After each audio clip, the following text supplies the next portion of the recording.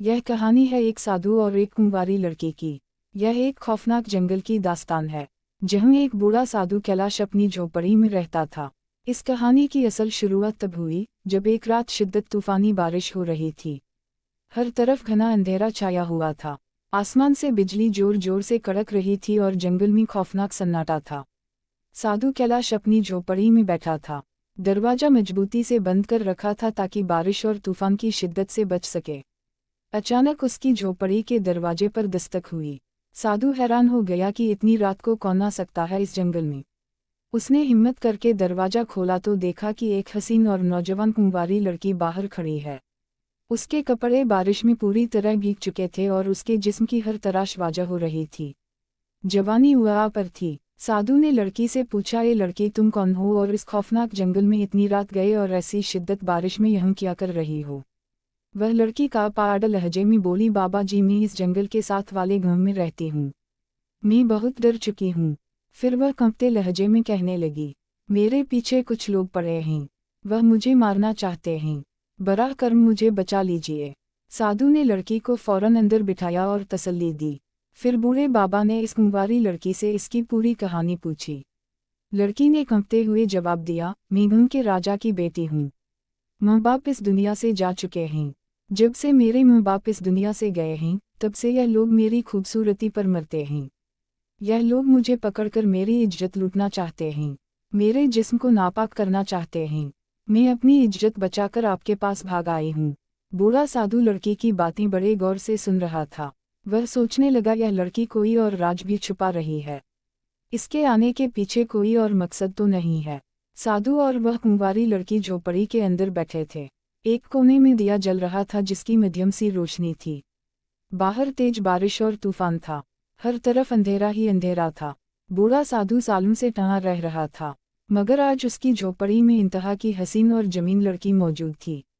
वह साधु लड़की के भीगे हुए लिबास को देखता है और दिल ही दिल में खुश होने लगता है, मगर साथ ही खुद को रोकने की भी कोशिश कर रहा था कि कहीं किसी मुसीबत में ना फंस जाए। यह सब कायलटा उसके जहन में चल रहे थे कि अचानक वह कुंवारी लड़की बोली, ए बाबा मैं बहुत कापाड़ हूँ। क्या आज की रात आप मुझे अपनी झोपड़ी में पनाह देंगे। बूढ़ा साधु जो पहले ही यही चाहता था फौरन खुश होकर कहता है, हम बिल्कुल, आज की रात तुम मेरी झोपड़ी में ठहर सकती हो। रात बहुत अंधेरी थी। तूफानी बारिश रुकने का नाम नहीं ले रही थी। लड़की चटाई पर लेटकर सोने की कोशिश करने लगी, मगर साधु को नींद नहीं आ रही थी। उसका दिल बेचैन था। उसके अंदर अजीब सी हलचल मच रही थी। सालों से दबे हुए कायलटा जाग उठे थे। प्यार की दुनिया नजर आ रही थी। जवानी जोश मार रही थी।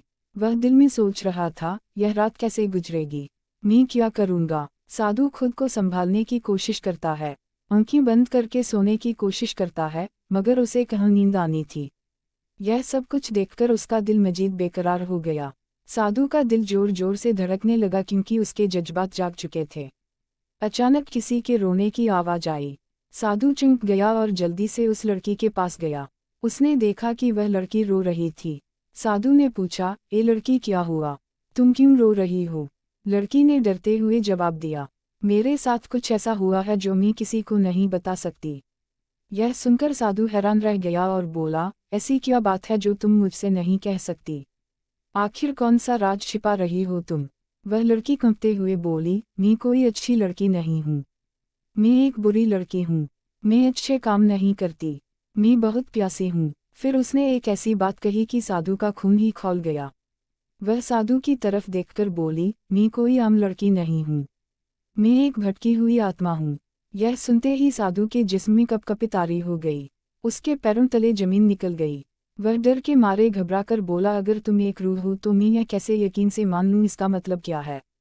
लड़की ने आह भरी और अपनी कहानी सुनाने लगी। यह बहुत पहले की बात है। मैं एक रानी थी, मगर एक शख्स मुझसे शादी करना चाहता था जिसे मैं पसंद नहीं करती थी। लेकिन उसने मुझे हासिल करने के लिए काला जादू किया। मैं उसके जाल में फंस गई और उसने जबरदस्ती मुझसे शादी कर ली, मगर मैंने उसे अपनी इज्जत लूटने नहीं दी। मैंने उसे शादी की पहली रात अपने करीब नहीं आने दिया। इस पर वह गुस्से में आ गया और मुझे मारने लगा। जब वह मुझे कत्ल कर रहा था तो उसने कहा था कि मेरी रूह तब तक आज़ाद नहीं होगी जब तक मैं किसी नेक और अच्छे इंसान या साधु के साथ हमबिस्तर ना हो जाऊं। यह सुनते ही साधु कंपने लगा। वह लड़की उसका हाथ थामकर बोली, मैं झूठ नहीं बोल रही। अगर तुम आज रात मेरे साथ ना समय बितू तो मैं हमेशा के लिए इस जंगल में भटकती रहूंगी और मेरी आत्मा कभी सुकून नहीं पाएगी। साधु का दिल जोर जोर से धड़कने लगा। लड़की अपने नर्म हाथों से उसके जिस्म को छू रही थी, मगर वह परेशानी में था। इतने में बाहर से किसी की भयानक आवाज आई। साधु फौरन उठा और झोपड़ी के बाहर आया। उसने डाकाटा पर एक साया बैठे देखा। साधु उसे देखकर हैरान रह गया। साधु ने पूछा, कौन हो तुम?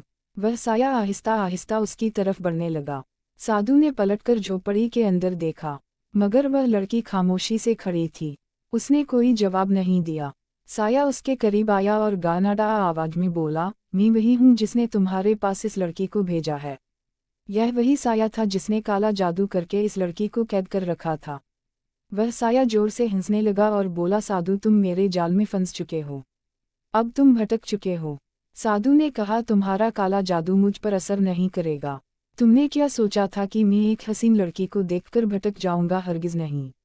यह सुनते ही लड़की ने अपनी नजरें झुका ली जैसे कि वह भी शर्मिंदा हो रही हो। वह साया जोर से चीखा और बोला, तुम्हारे अंदर भी तो इंसानों वाले जज्बात होंगे। तुम मेरे जाल से बच नहीं सकते।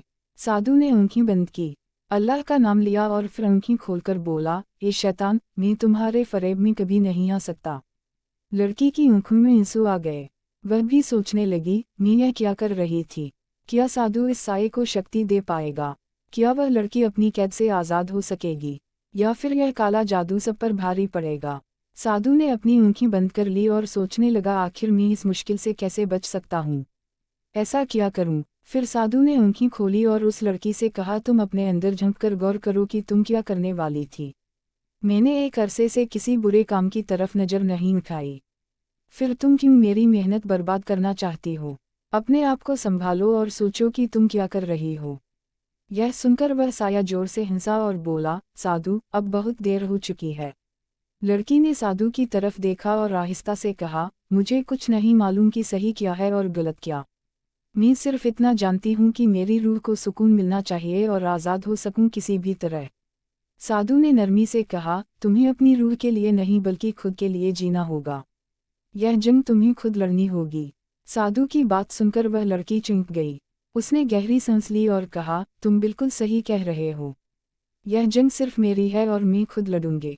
फिर उसने अपनी आंखें बंद कर ली और सुकून महसूस करने की कोशिश की।